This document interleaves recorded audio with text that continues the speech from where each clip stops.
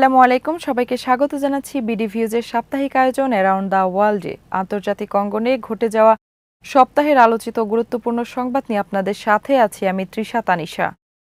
প্রয়াত মার্কিন senator Lindsey গ্রাহামের শেষকৃত্যে ইসরায়েলের প্রধানমন্ত্রী বেনিয়ামিন নেতানিয়াহুর উপস্থিতিকে ঘিরে প্রকাশিত এক মতামতধর্মী নিবন্ধে গ্রাহামের দীর্ঘদিনের পররাষ্ট্রনীতি ও মধ্যপ্রাচ্য বিষয়ক অবস্থানের কঠোর সমালোচনা করা হয়েছে।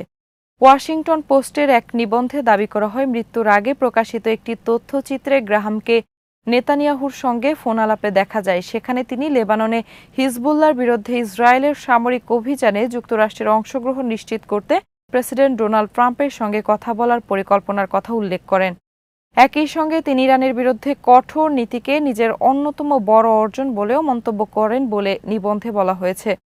গ্রাহাম দীর্ঘদিন ধরে ইরানের বিরুদ্ধে কঠোর নিষেধাজ্ঞা, শাসন পরিবর্তন এবং সামরিক পদক্ষেপের পক্ষে অবস্থান নিয়েছিল। গাজা যুদ্ধের সময়ও তিনি ইসরায়েলের সামরিক অভিযানের জোরালো সমর্থন করেন এবং যুদ্ধ পরিচালনা নিয়ে বিতর্কিত মন্তব্য করেন। নিবন্ধে আরও উল্লেখ করা হয়, আন্তর্জাতিক অপরাধ আদালত ইসরায়েলের প্রধানমন্ত্রী বেনিয়ামিন নেতানিয়াহু ও সাবেক প্রতিরক্ষা মন্ত্রী ইয়োভ গ্যালেন্টের বিরুদ্ধে গ্রেফতারি পরোয়ানা জারির পর গ্রাহামের আদালতের পদক্ষেপ বাস্তবায়নে সহযোগিতা করলে মিত্র দেশগুলোর বিরুদ্ধে নিষেধাজ্ঞার হুমকি দিয়েছিলেন বলে অভিযোগ রয়েছে। এছাড়া গ্রাহামের ইসলাম সম্পর্কিত মন্তব্য, ইরাক ও আফগানিস্তানের যুক্তরাষ্ট্রের সামরিক অভিযানের প্রতি তার সমর্থন এবং মধ্যপ্রাচ্যে যুক্তরাষ্ট্রের সক্রিয় সামরিক ভূমিকার পক্ষের অবস্থানও নিবন্ধনে সমালোচিত হয়েছে। নিবন্ধনের উপসংহারে বলা হয়, গ্রাহামের রাজনৈতিক উত্তরাধিকার কূটনীতির চেয়ে যুদ্ধ সামরিক হস্তক্ষেপের সঙ্গে বেশি সম্পৃক্ত। যুক্তরাষ্ট্র ইরানের মধ্যে সামরিক হামলা সাময়িকভাবে বন্ধ হওয়ায় মধ্যপ্রাচ্য উত্তেজনা কিছুটা কমেছে।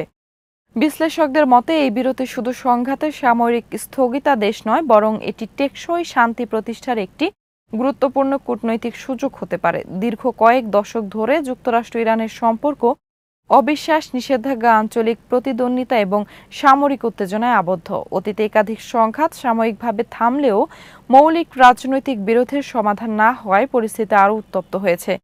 তাই বর্তমান বিরতি কতটা স্থায়ী হবে তা নির্ভর করছে উভয় পক্ষের কূটনৈতিক উদ্যোগের ওপর।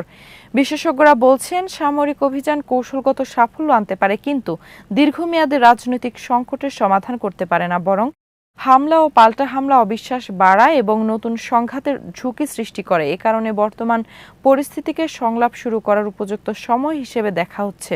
তাদের মতে, এই বিরতি অব্যাহত থাকলে জাতিসংঘ সহ আন্তর্জাতিক মধ্যস্থতাকারীরা আলোচনার পরিবেশ তৈরি করতে পারে। একই সঙ্গে মানবিক সহায়তা পৌঁছে দেওয়া, ক্ষতিগ্রস্ত জনগণের পুনর্বাসন এবং আঞ্চলিক স্থিতিশীলতা ফিরিয়ে আনতেও এটি ইতিবাচক ভূমিকা রাখতে পারে। তবে পর্যবেক্ষকদের সতর্কবার্তা, কেবল হামলা বন্ধ থাকলেই শান্তি নিশ্চিত হবে না। পারমাণবিক কর্মসূচি, অর্থনৈতিক নিষেধাজ্ঞা, আঞ্চলিক প্রভাব বিস্তারে এবং নিরাপত্তা ইস্যুসহ দীর্ঘদিনের বিরোধগুলোর রাজনৈতিক সমাধান না হলে এই বিরতি আবারও নতুন সংঘাতের পথ তৈরি করতে পারে। বিশ্লেষকদের মতে, এখন উভয় দেশের নেতৃত্বের সামনে দুটি পথ খোলা রয়েছে: সামরিক প্রতিরোধের নীতি অব্যাহত রাখা অথবা সংলাপ, পারস্পরিক সম্মান ও কূটনীতির মাধ্যমে বিরোধ নিরসনের চেষ্টা করা। তাদের ভাষ্য, বর্তমান বিরতিকে যদি অর্থবহ আলোচনার সূচনায় পরিণত করা যায়, তবে তা শুধু যুক্তরাষ্ট্র ইরানের জন্য নয়, পুরো মধ্যপ্রাচ্য এবং আন্তর্জাতিক শান্তি ও স্থিতিশীলতার জন্য ইতিবাচক বার্তা বয়ে আনবে। যুক্তরাষ্ট্র ও সৌদি আরবের মধ্যে বহু প্রতীক্ষিত বেসামরিক পারমাণবিক সহযোগিতা চুক্তি নতুন অনিশ্চয়তার মুখে পড়েছে। মার্কিন প্রেসিডেন্ট ডোনাল্ড ট্রাম্প ঘোষণা দিয়েছেন, সৌদি আরব যদি আনুষ্ঠানিকভাবে আব্রাহাম অ্যাকর্ডসকে যোগ না দেয়, তবে এই পারমাণবিক সহযোগিতা চুক্তি কার্যকর হবে না। বিশ্লেষকদের মতে, এই শর্ত আরোপের ফলে অর্থনৈতিক ও প্রযুক্তিগত সহযোগিতার বিষয়টি সরাসরি মধ্যপ্রাচ্যের জটিল রাজনৈতিক সমীকরণের সঙ্গে জড়িয়ে পড়েছে।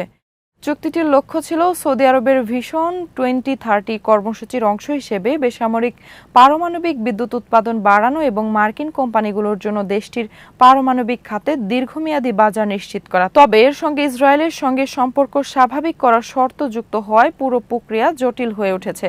বিশ্লেষকদের দাবি, সৌদি নেতৃত্ব বহুবার স্পষ্ট করেছে যে স্বাধীন ফিলিস্তিন রাষ্ট্র প্রতিষ্ঠার বিশ্বাসযোগ্য অগ্রগতি ছাড়া তারা ইসরায়েলের সঙ্গে পূর্ণাঙ্গ কূটনৈতিক সম্পর্ক স্থাপন করবে না। ফলে ওয়াশিংটনের নতুন অবস্থান রিয়াদকে কঠিন রাজনৈতিক অবস্থানে ফেলেছে এবং চুক্তি বাস্তবায়নের সম্ভাবনা কমিয়ে দিয়েছে। এদিকে বিশেষজ্ঞরা সতর্ক করে বলেছেন, বেসামরিক পারমাণবিক সহযোগিতাকে রাজনৈতিক চাপের হাতিয়ার হিসেবে ব্যবহার করলে আঞ্চলিক নিরাপত্তা আরও নাজুক হতে পারে। বিশেষ করে ইরান এই পদক্ষেপকে নিজেদের বিরুদ্ধে বৃহত্তর কৌশলগত জোটের অংশ হিসেবে দেখতে পারে, যা মধ্যপ্রাচ্যে অস্ত্র প্রতিযোগিতা ও উত্তেজনা বাড়ানোর ঝুঁকি সৃষ্টি করবে। বিশ্লেষকদের মতে, যুক্তরাষ্ট্র যদি কঠোর রাজনৈতিক শর্তে অটল থাকে, তাহলে সৌদি আরব বিকল্প অংশীদার হিসেবে চীন বা রাশিয়ার দিকে আরও ঝুঁকতে পারে। এতে শুধু মার্কিন কোম্পানিগুলোর বাণিজ্যিক স্বার্থই ক্ষতিগ্রস্ত হবে না, বরং ওয়াশিংটনের আঞ্চলিক প্রভাবও দুর্বল হতে পারে। তাদের মতে, পারমাণবিক কূটনীতিতে দীর্ঘমেয়াদী আস্থা, পারস্পরিক স্বার্থ ও নিরাপত্তা নিশ্চয়তাই টেকসই সমাধানের ভিত্তি হতে পারে। যুক্তরাষ্ট্র ও সৌদি আরবের মধ্যে বেসামরিক পারমাণবিক জ্বালানি সহযোগিতা চুক্তি মধ্যপ্রাচ্যের ভূ-রাজনীতিতে নতুন মাত্রা যোগ করেছে। বিশ্লেষকদের মতে, এই চুক্তি সৌদি যুবরাজ মোহাম্মদ বিন সালমানের জন্য একটি বড় কূটনৈতিক সাফল্য। এমন ধারণা রয়েছে যে যুক্তরাষ্ট্র সহযোগিতা না করলে সৌদি আরব চীন, পাকিস্তান বা রাশিয়ার সঙ্গে পারমাণবিক কর্মসূচিতে এগিয়ে যেতে পারত, যা ওয়াশিংটনকে দ্রুত সিদ্ধান্ত নিতে প্রভাবিত করেছে। এই চুক্তির ফলে উপসাগরীয় অঞ্চলে পারমাণবিক প্রতিযোগিতা আরও তীব্র হতে পারে। একই সঙ্গে এটি সৌদি আরবের এমবিএস এবং সংযুক্ত আরব আমিরাতের প্রেসিডেন্ট মোহাম্মদ বিন জায়েদের মধ্যকার ক্রমবর্ধমান প্রতিদ্বন্দ্বিতাকেও সামনে এনেছে। একসময় ইয়েমেন যুদ্ধ, কাতার অবরোধ এবং আরব বসন্ত পরবর্তী আঞ্চলিক নীতিতে তারা ঘনিষ্ঠভাবে কাজ করলেও এখন অর্থনীতি, জ্বালানি এবং আঞ্চলিক নেতৃত্বের প্রশ্নে দুই দেশের অবস্থান ভিন্ন। সৌদি আরবের ভিশন 2030 কর্মসূচির মাধ্যমে রিয়াদকে আঞ্চলিক ব্যবসা ও বিনিয়োগের কেন্দ্র হিসেবে গড়ে তোলার চেষ্টা দুবাইয়ের দীর্ঘদিনের প্রভাবকে চ্যালেঞ্জ করছে। অন্যদিকে আমিরাত বৈশ্বিক বাণিজ্য ও কৌশলগত অংশীদারিত্বের ওপর জোর দিয়ে নিজেদের অবস্থান শক্তিশালী করার চেষ্টা করছে। ওপেক নীতিতেও মতবিরোধ বেড়েছে, যা ভবিষ্যতে তেলের বাজারে মূল্যযুদ্ধের আশঙ্কা তৈরি করছে। বিশ্লেষকদের মতে, উপসাগরীয় সহযোগিতা পরিষদ ক্রমেই বিভক্ত হয়ে পড়ছে। বাহরাইন ও কুয়েত আমিরাতের দিকে ঝুঁকতে পারে, আর কাতার ও ওমান সৌদি আরবের সঙ্গে ঘনিষ্ঠ সম্পর্ক বজায় রাখতে পারে। একই সঙ্গে সৌদি আরব তুরস্ক ও পাকিস্তানের সঙ্গে সম্পর্ক জোরদার করছে। বিপরীতে আমিরাত যুক্তরাষ্ট্র ও ইসরায়েলের সঙ্গে সহযোগিতা আরও গভীর করছে। পর্যবেক্ষকদের ধারণা, আগামী বছরগুলোতে এমবিএস ও এমবিজেডের এই প্রতিদ্বন্দ্বিতা মধ্যপ্রাচ্যের অর্থনীতি, জ্বালানি বাজার এবং কূটনীতিতে গুরুত্বপূর্ণ প্রভাব ফেলবে। একই সঙ্গে যুক্তরাষ্ট্র, চীন ও রাশিয়ার ভূমিকাও এই প্রতিযোগিতার গতিপথ নির্ধারণে গুরুত্বপূর্ণ হয়ে উঠতে পারে। আজ এখানেই শেষ করছি। সবাই ভালো থাকুন, সুস্থ থাকুন আর নিরাপদে থাকুন। ভালো লাগলে চ্যানেলটি সাবস্ক্রাইব করুন। আল্লাহ হাফেজ।